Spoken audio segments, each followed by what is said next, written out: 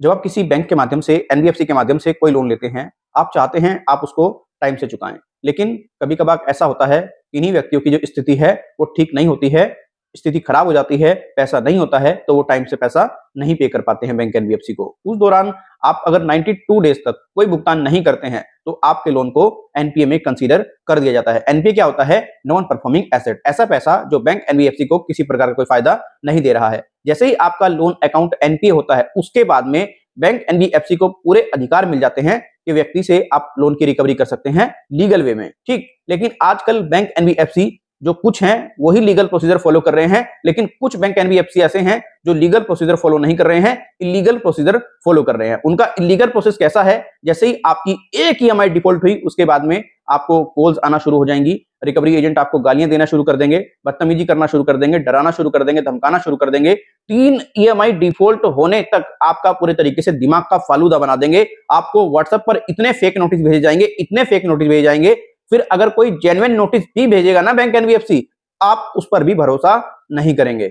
मेरे तो देखने में ये तक आया है, बैंक एनबीएफसी ने बाय पोस्ट भी फेक और फर्जी नोटिस लोगों को सेंड किए हैं। अब आप देख लीजिएगा, तब आप फंसते हैं, क्योंकि आपने भरोसा पूरे तरीके से कर रखा है कि भाई ये तो फेक नोटिस है, आप जेन्युइन ये भेज नहीं सकते। आप नोटिस को जब इग्नोर करना शुरू कर देते हैं, नोटिस पर नोटिस आपको आ जाते हैं, उसमें आपको जेन्युइन नोटिस भी आना शुरू हो जाते हैं। जब आप जेन्युइन नोटिस को भी इग्नोर कर देते हैं, तो आपको दिक्कत आती है। इसीलिए मैं प्रत्येक वीडियो में जो भी लोन डिफॉल्टर से रिलेटेड बनाता हूं, क्लियर कट आपको बताता हूं। देखिए, कोई भी नोटिस आता है, आप किसी लीगल एडवाइजर से उस नोटिस को जरूर दिखवाएं, एडवोकेट से अच्छे तरीके से उसकी जांच कराएं, तभी जाकर के आप भरोसा करें कि नोटिस फेक है या फिर जेन्युइन है। क्योंकि देखिए, आप इतने सक्षम नहीं हैं जो आप पूरे तरीके से आइडेंटिफाई कर पाएंगे कि नोटिस किस तरीके का है। लीगल एडवाइजर जो होगा, वो बेहतर तरीके से चीजों को समझ करके आपको बता देगा। मैंने अपना व्हाट्सएप नंबर भी रिलीज करके रखा है। कोई दिक्कत हो रही है, कोई परेशानी हो रही है, तो आप हमारे इस व्हाट्सएप नंबर पर भी संपर्क कर सकते हैं। हमारा जो व्हाट्सएप नंबर है, ध्यान रखें, सर्विसेज हमारी पेड है, बट आपको सर्विस बेहतर मिलेगी। आप टेलीफोनिकली अपॉइंटमेंट हमें व्हाट्सएप करके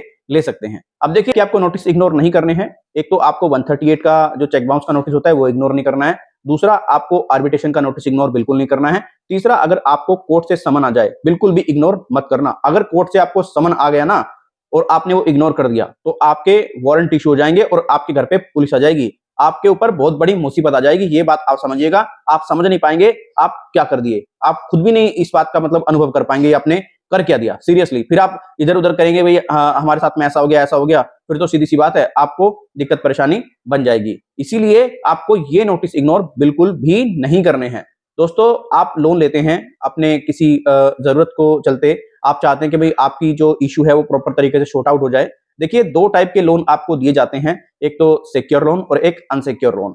सिक्योर लोन की अगर हम बात करें, जब आपका लोन 92 डेज तक पे नहीं होता है, एनपीए हो जाता है, उस केस में जो बैंक है, एनबीएफसी है, जिसके माध्यम से आपने लोन लिया है, वो आपके लोन अकाउंट को एनपीए करने के बाद में 13/2 का नोटिस आपको सेंड करेगा, और फिर उसके बाद में अगर आप उसका जवाब नहीं देते हैं, 13/4 का नोटिस सेंड करेगा।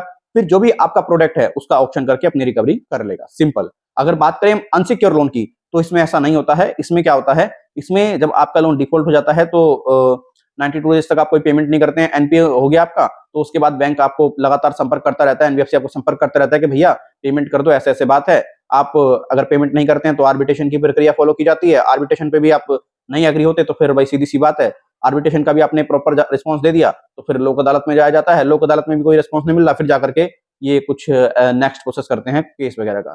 तो आप इस बात का ध्यान रखिए, कभी इग्नोर मत करना है नोटिस भूल करके भी। काफी यूट्यूब पर तो आपको ऐसा बताया जा रहा है कि नोटिस फाड़ कर फेंक दो। भैया क्यों फेंक दो, एक बार जांच तो कर लो उसकी कि वो जेन्युइन है भी या नहीं है। अगर वो नोटिस जेन्युइन है तो फाड़ने की जरूरत क्या है, उसका जवाब दे दो प्रॉपर, क्या दिक्कत है। लेकिन बहुत से लोगों को ना मिसगाइडेशन बहुत ज्यादा आज की डेट में प्रोवाइड कराई जा रही है, जो हम देख रहे हैं। देखिए, लोन लेना किसी प्रकार से कोई गुनाह नहीं है, ठीक है, और आप उसको पेमेंट नहीं कर पा रहे हैं, ये भी कोई कानूनन जुर्म नहीं है। ये एक सिविल ऑफेंस है, और सिविल ऑफेंस के तहत जो भी एक्शन बनता है वो बैंक एनबीएफसी ले सकते हैं। और दिक्कत भी पता है कितने लोन में होती है, अगर लोन अमाउंट जो है वो 20 लाख रुपए से ऊपर का है, उसमें ना बहुत स्ट्रिक्ट जो एक्शन है लिए जाते हैं बैंक और एनबीएफसी के द्वारा, क्योंकि फिर जो है नेक्स्ट प्रोसेस किए जाते हैं। अगर 20 लाख से कम है तो इतना डरने की जरूरत नहीं है। लोन आपका अनसिक्योर की कैटेगरी में है तो सीधा सीधा मैक्सिमम जो मेरा अनुभव कहता है, या तो सेटलमेंट होगा, बस इससे ज्यादा मैंने कुछ नहीं देखा है कि इसमें कुछ हुआ है। हाँ, कुछ बैंक एनबीएफसी क्या करते हैं, जो छोटे एनबीएफसी होते हैं, वो आपके ऊपर केस जरूर कर देते हैं, लेकिन केस करने के बाद में वो फिर खुद भी उस केस को वापस ले लेते हैं, क्योंकि वो जान जाते हैं कि यार केस करके भी कोई फायदा नहीं है। तो आप इन चीजों का ध्यान रखें। देखिए, डरना घबराना बिल्कुल नहीं है आपको नॉलेज गेन करनी है। अगर आपके पास में बेटर नॉलेज है, आपको आपके राइट्स पता है, तो मैं लिख करके दे सकता हूँ, किसी प्रकार की फ्यूचर में भी आपको दिक्कत नहीं होगी। ठीक है? तो अगर ये वीडियो आपको अच्छा लगा है, वीडियो को लाइक करें, अच्छा नहीं लगा है वीडियो को डिसलाइक करें। कोई सुझाव है, ईमेल और कमेंट के जरिए जरूर दें। अगर आप हमसे पर्सनली बात करना चाहते हैं तो हमने आपको बता दिया, व्हाट्सएप नंबर आपको स्क्रीन पर नजर आ रहा होगा। बाकी अगर आप इस वीडियो को हमारे फेसबुक पेज पर देख रहे हैं तो आप हमारे फेसबुक पेज को लाइक करें। इस वीडियो को अगर आप हमारे यूट्यूब चैनल पर देख रहे हैं तो हमारे यूट्यूब चैनल को जरूर सब्सक्राइब करें, अगर आपने सब्सक्राइब नहीं किया है। धन्यवाद।